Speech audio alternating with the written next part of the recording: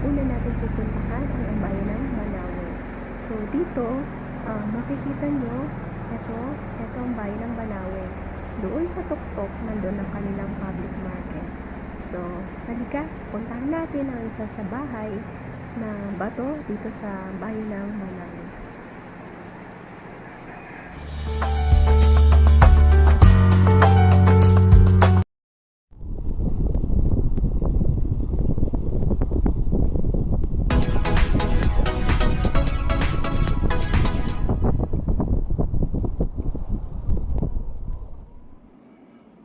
A few moments later. So, ayan, nandito na tayo sa bahay na ating titingnan. So, eto, kung makikita nyo, nandito tayo sa 6th floor. 6th floor ba to o 5th floor? So, kung makikita nyo, medyo madilim. Para siyang tunnel. So, ayan, pababa tayo ng pababa ng hagdan. Kung makikita nyo, dun sa medyo dulo, may liwanag. Dahil yun yung pinaka-side nung hagdan ng bahay pababa. So dito makikita nyo napakahirap kapag kayong meron kayong bitbit, may kukunin kayo sa baba kasi nga ay sobrang taas, tapos medyo madilim pa siya, parang tunnel. So ayun, pero okay din naman dito tumira. So dito talaga mapifeel mo yung sobrang lamig dito sa bayan ng Banawe. So ayan, titingnan natin yung baba nito.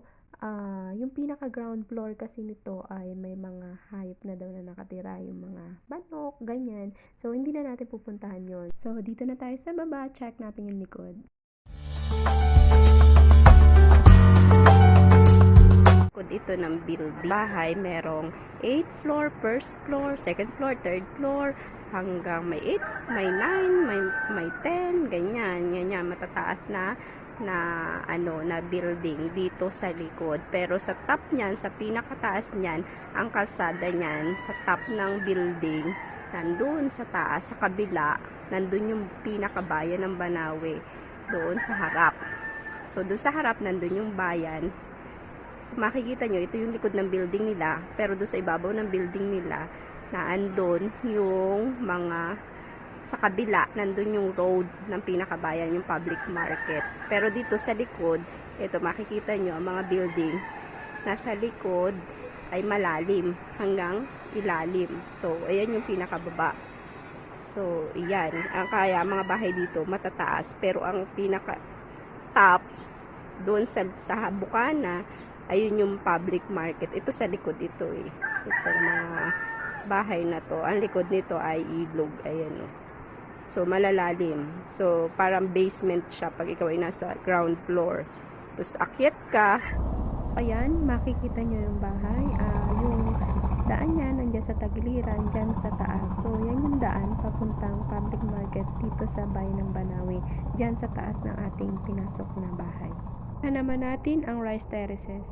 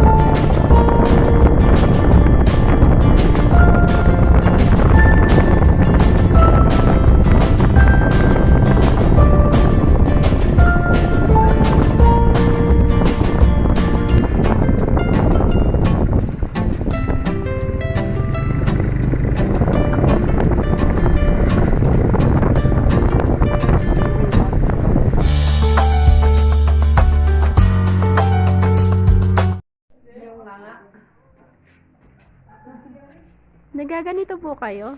Oo. Nanganganga. May tabako dyan.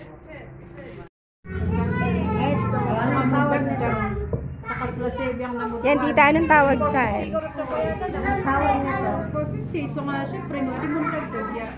50 lang na paslain. Muma. Malo pa hindi na. Awag pa eh. Pang ano yan, tita? Ang withdraw ka na tayong 500, isa kitang Oo, adi mo Ito ba yun? 500, withdraw Opo. 500. Ano po ito? Ano po ito? Yung abunit yun. Ito. Rib, ano? Di ba ito yung ikmo? Okay. And then, ito. Mani ko sa niya to eh. Mani ko nga dyan to eh, Tagalog. Mama, buwa-buwa. O, hindi mo ate, Ilocano yun. Better not. And then, Sa English yan. and then, lagyan mo ng, anong tawag ng apple? Apple. Ano sa inyo? Apple pa Ano rin. po yan? Pag duduraan. Okay. Tapos, Diyan tapos pa dito yun. Okay. Sir, Okay. sir. Ay, muling susugo yung tabako. Yan, meron na sa loob. Pwede ba? Pwede yung 2K, sir? Alin tayo, Ang sir? mo ko. Alindayo sa DD. Yes, sir. Oo, mabalo. Yung ba ko rin? Okay. Mabalo yung tagyan ko lang. Naisubo nyo na po yung ano, yung... Yung mama ko. Okay. And then, ito na yung apple. Opo. Tagyan ko lang mo. Para naging pula.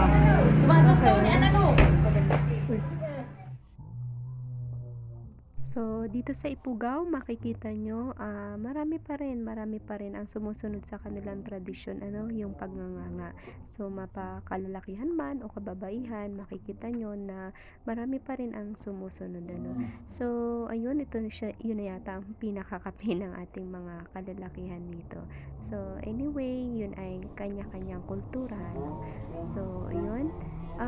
Samahan nyo hanggang dito na lang. Samahan nyo ako sa part 2 natin at pupuntahan natin ang Batad, ang rice terraces ng Banawi.